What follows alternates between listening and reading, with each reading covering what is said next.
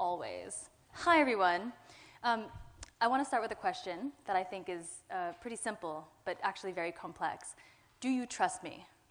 Now, the fact that I'm standing on stage in front of you and I've got that great introduction means that, yeah, you might. You've heard a list of my credentials, a title with a C in it. Ooh, by the way, that was a 4-person organization, so keep that in mind.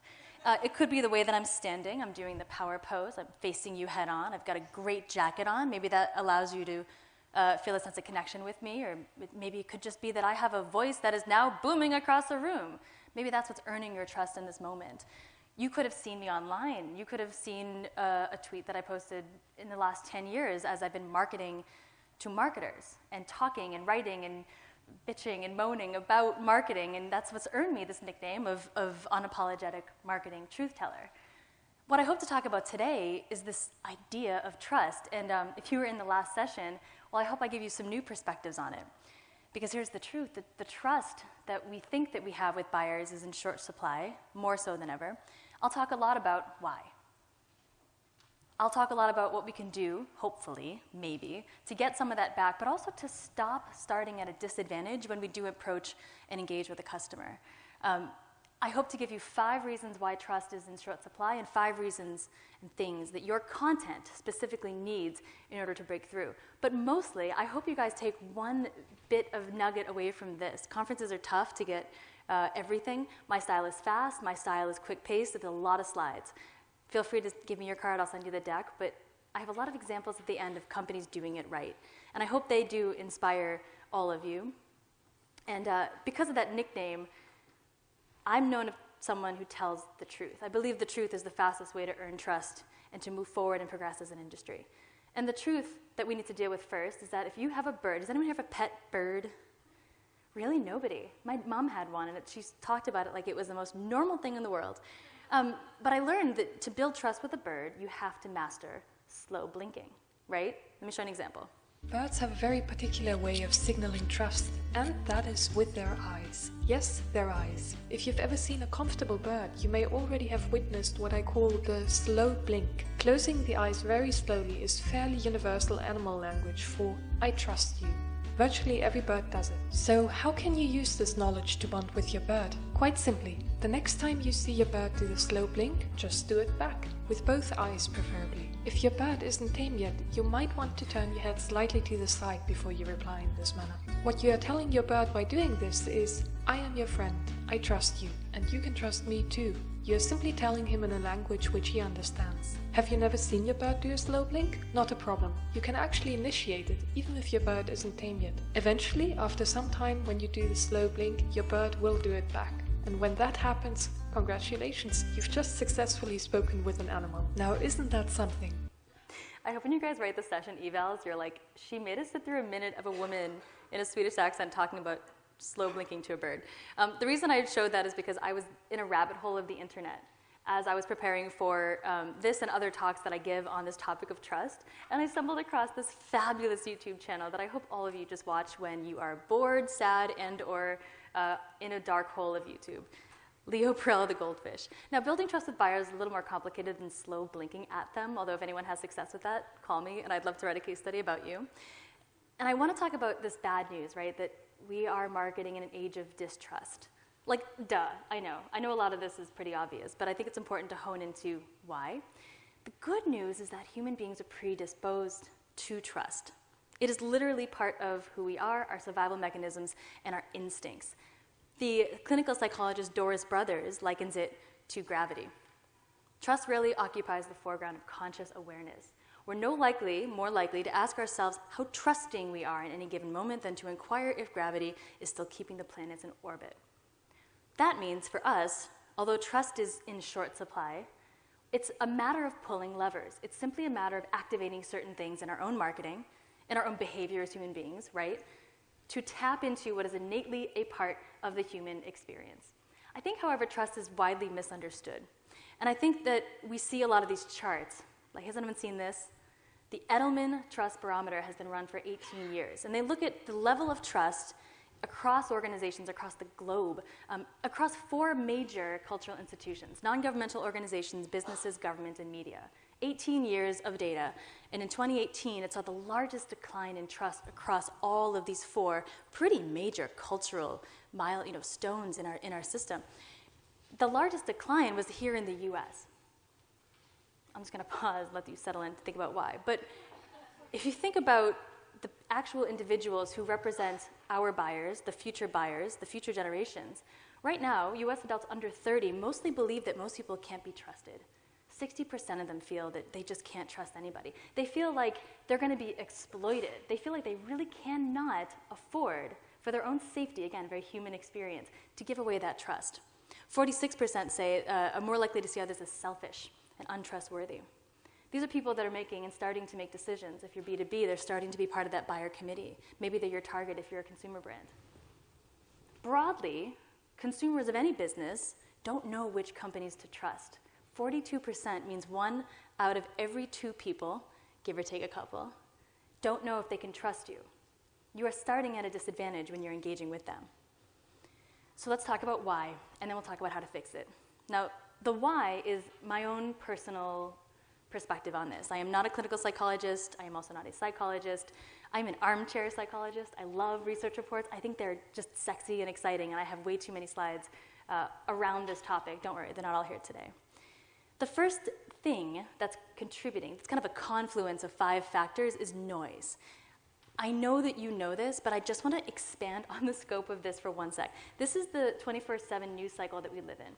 This is a chart from Axios in 2017. Each of those little spikes represents a news story that happened, and it's split up into months, January through September, and then by timeline, left to right. Every single spike is something crazy that happened in the news, something that was worthy of our attention, because that spike indicates that somebody went to Google, typed it in, and looked up more information about it. My favorite, of course, is Kofifi.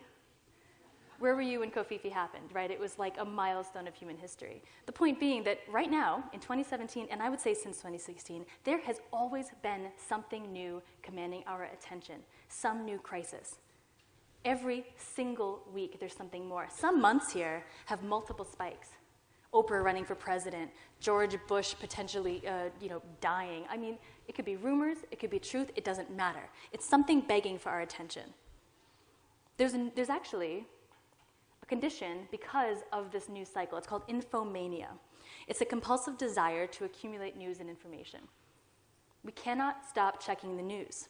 Wired magazine calls this the new FOMO, the new fear of missing out, right? Rather than like going to Instagram and wondering what our friends are up to, we cannot stop seeing what's in the New York Times. We cannot stop wondering what's gone on in Washington today or wherever the heck people are.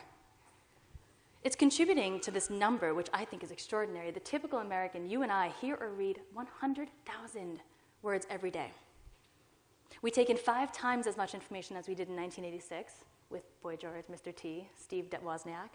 I wish I was at that party, by the way. Like, I don't know why those two were in the same room, but I want to be there.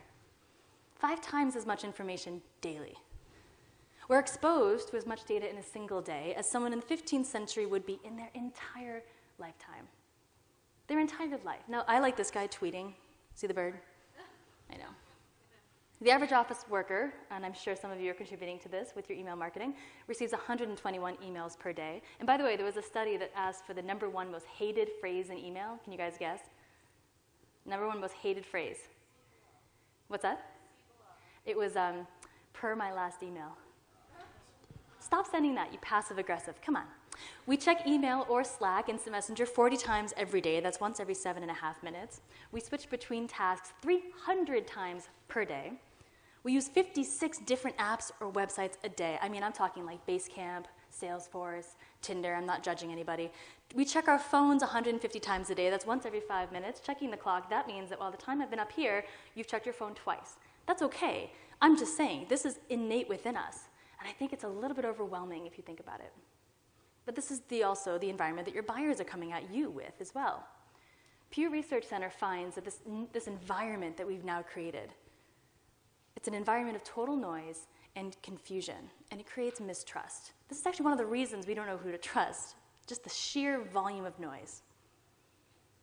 Is anyone here in a newer relationship? You're like, yes, I don't want to call it a relationship yet. We don't know what we are yet. We're just figuring it out. There's a condition called phubbing. Get your mind out of the gutter. Phubbing is phone snubbing. It's what happens when you're on a date and the person next to you is on their phone and they're snubbing you in conversation. And 50% of couples report this happening to them. Our information overload is ruining our chance at finding true love.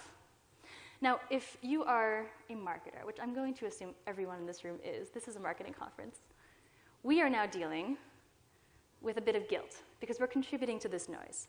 If you sell handbags and fashion, there are simply more companies to compete with than ever. If you're selling cars, there are more companies and brands to compete with than ever. If you're selling toilet paper, or you're on Amazon buying toilet paper like I do, I am a millennial, there are more brands than ever. If you sell HR technology in B2B, that landscape is blowing up. Yes, I have the MarTech landscape. What slide would be complete without it? If you sell to the marketer, by the way, I have 2 companies that I've worked for in-house and like 5 that I've worked for as a consultant. I don't even know where they are in this chart. I literally can't find them. You're competing for that share of attention. If you're selling financial technology, if you're selling supply chain technology, even drones have an inundation of tech around them. Who knew? And every single one of them, with the exception of 9% of people who, I don't know who you are, is using content marketing. 38% of those people plan to do more this year. So we are contributing to the noise, and I know that you know this. I'm just trying to set the stage for the fact that this is now your buyer. I don't mean like really, unless that'd be really cool if anyone here sells to animals. We should talk. They are hungry for clarity. They're hungry for guidance. They're hungry for some kind of sense of what to do next. And so, with all the content you're producing, they're sitting there gobbling it up like an all-you-can-eat buffet. All your ebooks, all your white papers, all your one-sheeters, even those checklists, because they're easy to consume, right? They're consuming all of it, and the impact of that, or the reason for it, I mean, is because they are in crisis mode. Don't forget the context. Everything is a crisis. And in times of crisis, our brains cry out for information. It's like looking out of the cave as a caveman. What's around the corner? We're trying to survive. Your buyers are looking for information to help them survive. And I know this is a little bit apocalyptic, but you get what I'm saying. If you need me to get a finer point on it, CEB found that B2B buyers are better informed than ever. They have more content than they know what to do with, but the problem is that they're deeply uncertain and stressed out. More is never the answer. More is actually causing an extension in the sales process. Sales cycles have lengthened with the age of content and the age of the customer. Sales cycles are slowing down because buyers don't know what to do next. They're stuck in these open-ended learning loops. More broadly, Americans, 59% of them, consider right now to be the lowest point in US history. That's remarkable given that they're more stressed out today than in World War II, Vietnam, the Cuban Missile Crisis, or 9/11. This is the state of the mind of the person that you're selling to. And at work, I'm a B2B girl, so everything to me translates to that poor person I'm trying to get to open my email. 77% of us are burnt out. I think marketers, we need like a therapy group because a lot of us tend to be that 77%. Burnout is common. Stress is common. I'm intending it to be a representation of your buyer, but this might as well be you as well, right? You've got this news cycle to compete with. You've got that vendor overload. You've got the attention of your buyers literally up for sale, highest bidder, who can afford the most ad reach, and content overload. They're not quite sure what to do next, and that's only one. The second thing contributing is bad actors. So for the first time in US history, we now go to social media to get news, more than newspapers. I know we've all seen that trend coming, but now 2019 is the first year from the Pew Research Center study that Americans go to social media, Twitter, LinkedIn, Facebook, to get news more than newspapers. Bad actors know this just like we know this, and so you see ads like this dominating the political landscape. These are actual disinformation campaigns that were run. Defend the Second, a fake community of Second Amendment supporters, gun lovers, and patriots. 96,000 people fell for that. I like this one, the Army of Jesus. If I win, Clinton wins. Jesus, not if I can help it. Like, I just want to watch that movie, all right? But the scary thing is that people fell for these ads. These are actual disinformation campaigns, leveraging our new addiction to social media to get news and information. We have literal fake news, the DC Gazette. We have some of the biggest fake stories of 2018. BuzzFeed did a study and found that they generated 22 million shares, reactions, and comments on Facebook. Donald Trump ends school shootings by banning schools. I like that one the best. That's hilarious. 2 altar boys were arrested for putting weed in the censer burner. Incense burner? Censer burner.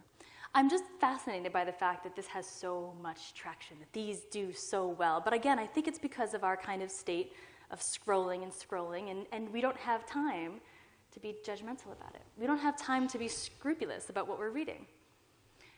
All of this is actually contributing to this dual force, where we're relying on social media more for news, but we also don't really trust what we're seeing. 73% of us worry about fake information or fake news being used as a weapon. Number 3, brand missteps and industry reputation. Guys, we've not helped this problem, right? Buyers don't trust us. This is a list of who practices integrity. Simple question. What professions do you trust? The medical profession, financial institutions, great.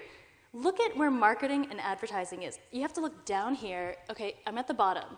Below US Congress. Are you kidding? Are we serious? Only 4% of us Americans think that the marketing industry behaves with integrity. Wait, I'll go back because someone is taking a picture of this. Please do. It's just appalling. Wait, I'll make a face. Oh my God. You are swimming upstream. You're not the first marketer to ever exist. 2019 is the product of about 120 years of a professed marketing profession, a legitimate profession, in which we have lied, manipulated, convinced consumers they have to be someone else in order to buy our products. You are working against your history, our history. This is why I'm so vocal about our profession. I believe honestly that we do need to move it forward and to change it if we're ever going to wake up in the morning and feel proud. You have to remember that you're going into every situation like a salmon swimming upstream. Brands at the whole, outside of marketing, are not helping. By the way, I think there's got to be a mat or something underneath this kid, so if anyone's freaking out, like, it's a stage. Okay. Brands have recently been all over the press, right? The dominating, the United scandals. They threw a doctor off the plane. They killed a 10-month French bulldog because somebody put it in the overhead container. Can you believe that? Boeing had to ground 2 airplanes that killed 2 planes full of people. Everyone here has to fly home, so I'm really sorry for sharing these. But the point is, Volkswagen with their emissions scandal, Facebook with their privacy issues. We are trying to market brands that are just constantly beating this drum of you can't trust us. We have failed your trust. Over the last 15 years, all of these companies have had millions of personal information records stolen. 15 years, some of the most daily used brands. I'm a partner of LinkedIn, and I can sit here and say that they messed up. We just have context to worry about. That's all. We just have to worry about why. And the last bit is sunlight. You know the whole phrase that sunlight is the best disinfectant, right?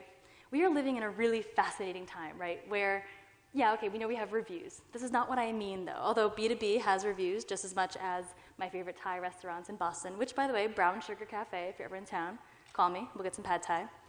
What I mean by sunlight are all the rumblings that we're seeing. Oh, and by the way, you really can't trust online reviews. If you go to Google and you get Great Wall of China, there are people that have actually given the Great Wall of China 1 star. It's a great New York Times article. I would Google it. It's called Why You Can't Really Trust Negative Online Reviews, and it just goes into detail about the fact that even these reviews, right, touted as the transparency of the industry, actually cannot be trusted, and this is why. Not a wall guy, really? Anyway, there are organizations like Sleeping Giants. Is anyone familiar? Raise your hand if you know what Sleeping Giants is. Good. I'm gonna blow your mind. So, fed up marketers doing something about the fact that advertisers who have programmatic ads don't always control where their ads go and thereby don't know who they're funding. Breitbart News, a hate site, was being fueled and funded by programmatic ads for some of our most beloved organizations and companies. And these guys, Sleeping Giants, use Twitter to simply showcase a well-loved brand like, say, Kellogg's, next to a site talking about how women, shouldn't get jobs because, I don't know, feminism is a hoax. Just the nonsense that's on Breitbart. They got 4,100 companies to stop advertising on Breitbart, literally just by exposing them to the sunlight. Did you know your ads are appearing here? Company pulls the ads. Even the Canadian government was caught up in this. There's a most recent story this week. They actually got PayPal to stop allowing the KKK to raise funds on their platform. Like, I know it's 2019 and I'm talking about the KKK on PayPal. This is real life, you guys. Like, you're not dreaming. You're not in a bad trip. This is actually happening. Because of simply saying, hey, FYI, PayPal, your site is being used to fund hate. What are you going to do about it? Forcing these companies to respond and suspending the account. Sleeping giants. I hope everyone follows them. There's an easy way to get involved if you see similar examples and want to get involved. These are two people behind the scenes. Two. Nandini Jammy and Matt. I forget Matt's last name.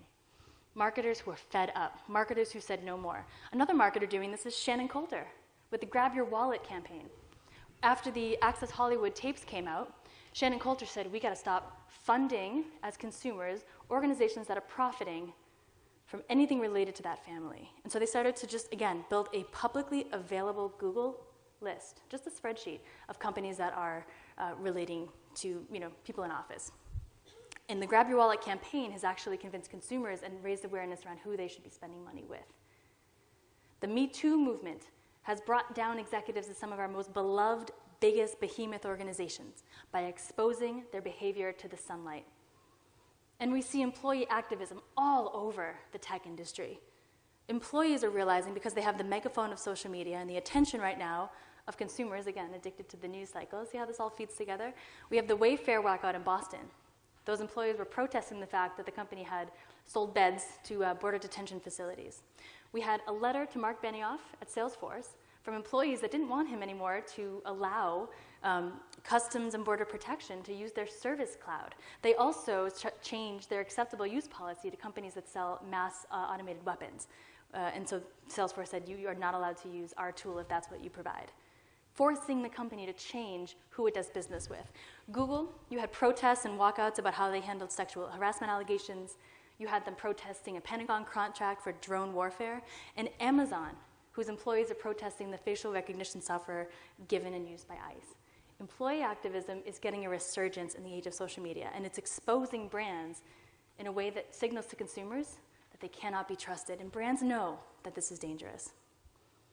And again, here's you, here's the buyer, and here's all the confluence of factors that are contributing to them having the very simple question I started my talk with. Do you trust me? Who do I trust? Where do I place trust? It's kind of hard to tell who to trust anymore, but I'm an optimist. Maybe I'm naive, but I like what Sun Tzu, the 4th century Chinese military theorist, said, in the midst of chaos, there is opportunity. Trust is a perception, right? Trust is created in our minds. It's actually something that we can manipulate in a good way as marketers. Again, if we pull the right levers, we can affect trust. The ball is in our court. I think that's a positive opportunity. Yes, I'm doom and gloom, but I actually, I wish we could do this, right? I wish that we could just close our eyes slowly at a buyer and they would just magically sign the contract. However, I have found 5 ingredients, and there are many more around trust. This is a well-studied discipline. I am not a clinical psychologist, but I have developed 5 things that actually go into whether or not someone trusts you by way of your marketing. I call them the big 5. And we'll go through them. Most importantly, I have examples of each of them. Competence, validation, relatability and relevance, character, and transparency. Some obvious things here: people trust people like them, people trust word of mouth, people trust reviews. I'm not going to go there. I want to go a little bit further so that we can call that trust 1.0 and trust 2.0.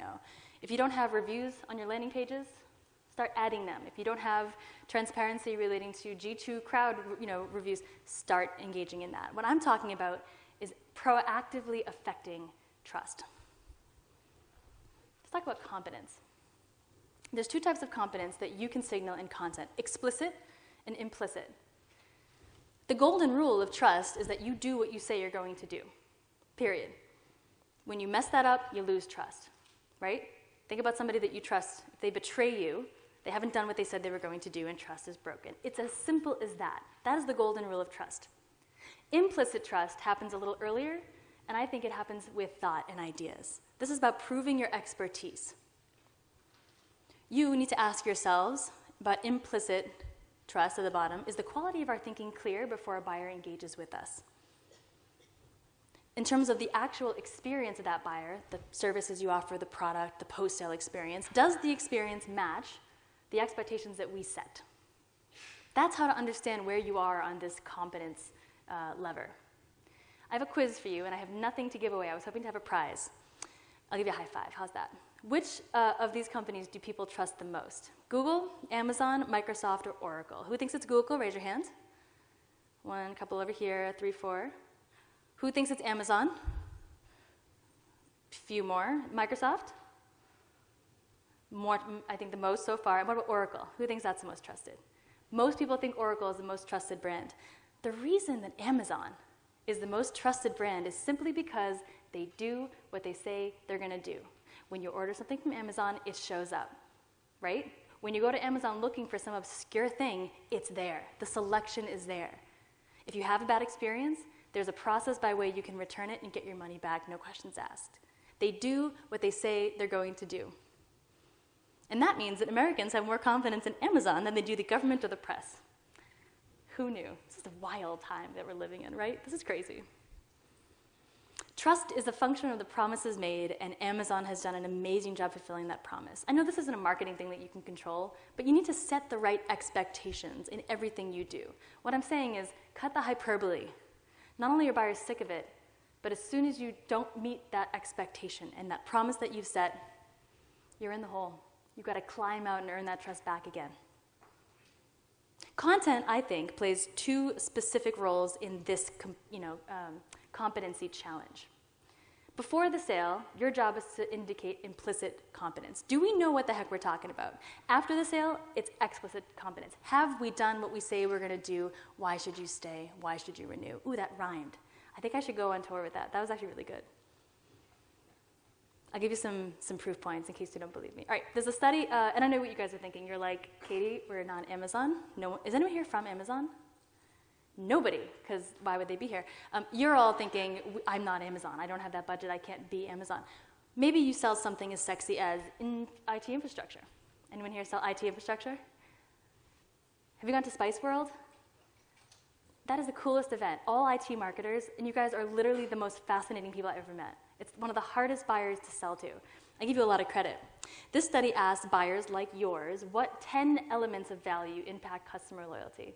So in other words, what gets them to sign the deal? What gets them to stay? Before the sale, after the sale. Look at the top 10. Of course, product quality, right? Does it do as it says it's going to do? Look at number 2, expertise. That's where that implicit competency comes into play. We have to indicate that we know what we're talking about ahead of the deal. Things like responsiveness and all that.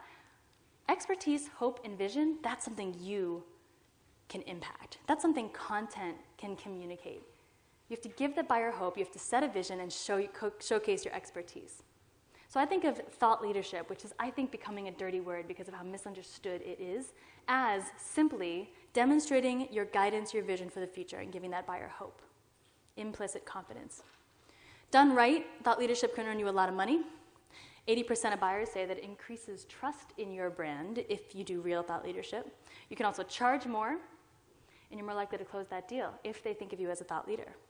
Forrester has some excellent research on this, as does Edelman and LinkedIn. If you need to prove to your CMO or whoever else that you need to invest in this. An example, is anyone familiar with Allocadia, their marketing performance management software, budgeting software, ROI measurement, things like that? It's a really complicated process that buyers have to go through to completely reinvent the way you guys plan your budgets and measure your results.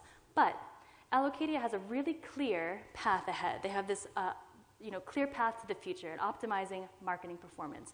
From 1 to 5, it's like a maturity model. They have a sense of where you are and where you're going. So you might be in 1 when you sign the contract with them, but you know that they're going to help you get to 5 because they've given you a clear path ahead. Look at, if you scroll down this is a landing page that they have. You can tell exactly where you are in this process. Are we here at 1, static, or are we proactive, number 4? Where are we in this model? And you trust implicitly, before you even engage with this client, this vendor, that they know how to get you from 1 to 5. That's it, simple. And what they do is they give you very clear step-by-step. Thought leadership is not about having a commentary on the future of the industry. Everyone has an opinion, and we all know that quote. I'm not going to say it. Don't look at me. I'm not going to say that quote about people's opinions. What people need is not futuristic points of view. They need clarity on how to get from A to Z. And they need to trust you. You've got to give this away before the deal. I don't really understand this. Anyone know Jenna Marbles? Yes, she's amazing. Only 28% of us think that thought leadership is a priority. This is a SpiceWorks campaign. So these are IT buyers, marketers. And 56% of buyers do not actually get what they call valuable insights from the thought leadership they consume. They're not valuable insights. It's not thought leadership. Thought leadership requires original thought, right? It's failing if it's not original, valuable insight. So, to summarize this quick section, content before the sale has to showcase the caliber of your thinking. Where are things going and how do we get there? Content after the sale has to show that you've delivered on your promise and convince the buyer why they should stay. I have a great resource that I did not make. It's from Corporate Visions. It's called What's in a Winning Renewal Story. It's all about content after the sale. It's all about sales conversations as well as marketing conversations that need to happen to keep that buyer renewing. If you're SaaS, if you're dealing with renewal and lifetime value, which all of you are now, I would highly recommend downloading this. If you get the deck, there's a link at the bottom. I believe that high-growth companies treat this idea of thought leadership and thought development like they do product development, right? It's not like a one-time campaign. You can't do a webinar and a research report and call it a day. The companies that you trust are ones that treat it like a discipline, not a stunt, like a muscle that you have to start to exercise. And if you don't have all the answers, that's fine. That's not what this is about. This is about a discipline in your organization, in the marketing organization, that shows that you're dedicated to finding out. That's it. You just have to show buyers that they can trust you to do something before the deal, during the deal, and after they sign on board, right? State Street has a great editorial arm. It's called Listen. They felt like they were talking too much, and so they named their blog Listen, even though it's still a blog. Anyway, and what it's great is it's an outlet for one of the giant financial institutions, one of the biggest in the world. It manages probably my money, your money, all money. But it allows them to talk about all of that at a very personal level. It's a home for everything from industry surveys to the news, like the impact of Brexit, trade wars, to things like, culture. What do you call your boss in different cultures? This kind of content humanizes State Street, right? We know this. But what it really does also is give them an arm. That's that muscle, that discipline, that they now have an outlet by which to show that they can be trusted on a continual basis. Okay, validation. We know that others need to validate what we say. I'm not going to sit here and tell you that you need to use third-party analyst reports in your marketing. Guess what? Buyers trust them. I know. You know. But I think we need to do more to prove our claims. And I think the way to do that is with data and with surveys and with research. We also have to showcase the confidence of others. So when you're going back home today, ask, how do you prove what you say with data? Have you really exhausted all avenues to prove what it is that you're saying? And also, who else can hold you accountable to what it is you're saying in the market? Simple questions, but broad answers that might open the avenue to really creative, very trustworthy content. I'm shocked. 74% of B2B buyers love research, original research. Again, they're gobbling those up, right? What do we do? Where are things going? But fewer than half of marketers use research reports. In this room, who's leveraging original research, either surveys or maybe analyzing their own data? People with your hands up, if your hands are down, look to your neighbors and go talk to them about how they're doing it and why. I have found it to be the most impactful way of creating content. One of the by the way, if you want inspiration, I did a quick study of all the research reports that I've either been part of or inspired by, and I came up with 13 in a heart. This is not new, but it works. Original research insights. I like PwCs a lot. I've quoted the Edelman Trust Barometer report quite a bit. There's a lot about marketing. If you sell to marketers, can you do something different? It's a lot about the state of marketing. I'm going to talk about a buyer that I think is a little bit unique. Property managers at commercial real estate firms. Does anyone here sell to commercial real estate? Yeah, it's a fascinating, they're kind of like the IT buyers, right? They're really untrustworthy. It's a very difficult buyer to sell to. So one of my clients, Building Engines, did this report where they basically took an empirical survey, combined it with proprietary data in their product, and came up with a benchmark report. State of commercial real estate operations, first of its kind, which I was shocked at. But what happened with this is that because of this insight, where we showcase what good looks like, what bad looks like, right, and ways to figure out where you sit in that world, the press ate it up. We got leads, a lot of them, for this company from there. Don't forget, these are big Class A trophy, buildings downtown. There's not a lot of them. 600 leads was a lot for this company. It became a portfolio piece, and it earned trust. We also used it in literally everything. It was great fuel for more campaigns. And I think the point that I really wanted to share about this endeavor was that not all research has to be academic. Not all research has to be the capital T truth. You're just trying to showcase to buyers that you've got a pulse, your finger on the pulse of where the market is. I want to ask this question. What is the difference between a thought leader and a charlatan? Trust. Is anyone familiar with the Fire Festival? Billy McFarland, right? He had spokespeople. He had Ja Rule, he had Kendall Jenner. Kendall Jenner, by the way, got paid $275,000 for a single social media post promoting this festival. He had everybody believing him. He had the validation of people that other people trusted. By all means, this should have been a roaring success, except it was a total scam. I love all the documentaries about this. If you haven't seen it, please, please go watch the Fire Festival. It's a good reminder that, nothing kills a bad product faster than good marketing. Case in point. To give you a counterexample of the type of quote-unquote influencer, right, the type of person that people really trust, I want to go back to State Street. Their most popular post on that Listen editorial outlet is this. It's an interview with the Director of Corporate Government of CalSTARS, Ann Sheehan. The most read piece on that blog was simply somebody that the buyers trusted, considered a rock star in that community, and they attended and they read this article in droves, their most popular piece. The whole influencer marketing movement is good, but I think we all tend to underestimate the power of the people our buyers really do trust. It's not always about celebrities, although if you want to pay Kendall Jenner, that's all you. Go for it. I think there's a lot more underneath what we consider to be influencers, the analysts, the media, the armchair analysts who have an opinion. There's business leaders who are considered absolute rock stars by their buyers. We've got to bake them into our content more. Another quiz for you. What's more important in an influencer, their popularity or their relatability? The size of their reach or how well a buyer can relate to them? Who thinks it's popularity? You're all on to me. Relatability is actually what drives influencer success. It's twice as important as popularity. And the reason for that is this third aspect of trust, relatability and relevance. This is showing our intent through empathy, which sounds like absolutely nothing. It's a bunch of buzzwords, right? But buyers need to know that we have their best intent at heart, best interest at heart. They also need to see themselves in our content. I want to give you a great example of this. I'm going to skip this one. Sorry, guys, I know. That's a great example, too. I want to give you an example later, because apparently my slides are not in the order that I intended. When a buyer comes to us from B2B, right, we know, and we've said this to a million times. I said this to a room like you about 100 times. We got to talk to personal benefits. But I don't really think we know what that means. The what's in it for me factor. They're 50% more likely to buy when they see personal value for them, when they can see themselves in your solution. And they're 8 times as likely to pay a premium for that if you can actually speak to what they want. But we're really bad at this as marketers. I'm not trying to attack anybody here, but this is the HBR elements of value. Has anyone seen this?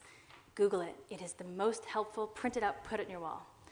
This illustrates, I'm not going to go through all of them, 40 elements of value as articulated by B2B buyers. And it's modeled after the Maslow's hierarchy of needs. At the bottom of much more functional value things that really you need to have no matter what you've got. Things like product quality. If you don't have those, you have no business winning the deal. But the way to differentiate and earn trust is to move up the pyramid.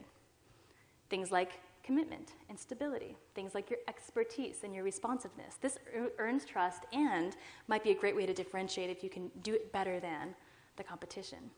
The most exciting area for me is at the top of the pyramid, where we now see more inspirational and personal value elements. Vision, hope, marketability.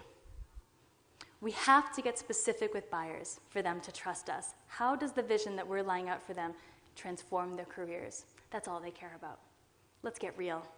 Yeah, ROI matters. Yep, speed, right? You save time, you save money. It matters, but not as much as this. Purpose and vision is a buyer telling you, help me anticipate change. Hope is them telling you, please give me hope amid an uncertain future. And every industry is changing so fast right now that this is every single buyer. Help me perform well, get a better position, help my marketability, and quell my anxiety. If your content can do this, you're in. That's money, baby. Like, that's the good stuff, okay? We've got to go up the pyramid. HBR elements of value. There's one for consumers, and there's one for B2B as well. And it's empirical research by Bain & Company and Harvard Business Review. I absolutely love it. Can I show you a robot for a sec? Do you guys know who this is? One time they were testing my waist pitch actuator. It's the joint in my waist that allows me to bow, like this, which is obviously important in Japan. But you see, somebody forgot to attach my chair to the floor, so I fell down and damaged my face. It was horrible. You know, I can't move my arms or legs, so all I can really do is sit here and look pretty. But after that I looked so grotesque, and silicone doesn't heal. Maybe that doesn't sound so bad to you, but it means they ripped off my arms and legs. And put me in a dark box for days. I suppose beauty has its price, but I'm glad to be back to normal again. That's a robot. And all of us are feeling like, whoa, right? We all just felt a sense of empathy for that robot. AI is an amazing thing. It's really kind of creepy too. But if a robot can elicit that sense of empathy and that sense of shock that you all just felt watching a robot talk about something and humanize it in such a way, then why are our case studies still characterizing our customers like this guy on the left? We don't characterize the people in our case studies. We characterize the organizations, we characterize the business results, but the buyer reading it needs to relate to the person that they're reading about. Make sense? Start to humanize your buyers. Start to build characters that other human beings can relate to in every customer story. That's a really great actionable tip to go do Monday morning. Okay, I have a twin sister, and I just want to talk about her for 1 sec. This is us in a bathtub. This is us as Girl Scouts. We're very cute, I know. My sister works for a company called Stemcell Technologies. She has a PhD. She's a Boston College graduate in biochemistry. She's way smarter than I am. She works in inside sales. And when she told us that she wasn't going to go do research, she was going to go do inside sales, I was like, are you crazy? What are you talking about? You have a PhD. She said, you don't understand. This company is full of people like me with PhDs. They're Stemcell Technologies. They're a global biotech firm out in Vancouver. They do the best job I've ever seen of building a company and marketing to buyers that inherently mistrust marketing because of the relatability. They sell over 2,500 products with names that I have no idea what they mean. If anyone knows what a cytokine is, please call me. I talked to their head of marketing and communications. She told me that by nature, a scientific buyer is a no-nonsense group. They're innately skeptical. Talk about mistrust, right? They dismiss anything that even hints at marketing. If it smells like marketing, they don't want it. But they have this tagline. It's scientists helping scientists. And I've learned after I chatted with this company that they really do treat this like more than a tagline. A third of the business has a PhD, and most others have advanced degrees. The actual people that are responsible for R&D, sales, and marketing are all scientists. They send out 20 free weekly science newsletters to 60,000 people, and I was visiting this the other day. I clicked on pancreatic cell news, and this week's top story was words I don't know how to pronounce. Distinct, I'm not even going to try. Content that scientific audience finds incredibly credible because it's geared directly to them by people that understand them. This is their most highly performing LinkedIn ad. Yes, scientists use LinkedIn. Who knew? You go to this landing page, you download, you fill out a form, and you get sent to you a giant freaking poster. It's as big as the person in this ad with, again, words that I don't know how to pronounce. It is their highest performing campaign because this is exactly for them from people who understand. They can relate to it. It's relevant. They've done this better than I think I've ever seen a B2B organization do it. They even have a documentary where they invited 3 scientists to come to their office and essentially peer review their company. You know how they peer review each other's work? They peer reviewed the company. This to me was a fascinating way of being vulnerable, which is a critical part of earning trust, and opening themselves up to criticism and invite themselves to be peer reviewed. They give tons of content about how to work smarter and harder, but I just love this quote from Nicole, who's the Associate Director of Scientific Communications, also a PhD, by the way. Every interaction we have reflects that we know what we're doing and we're doing it for the right reasons. The intent, right, and the empathy are on full display. Can your organization say the same? I am out of time today, you guys. And there are 2 other values that I wanted to talk about today. I would love to share this deck with you. Character is the last one. It's do we live up to the promises of all of our stakeholders? And the final one was transparency. What are we hiding and why?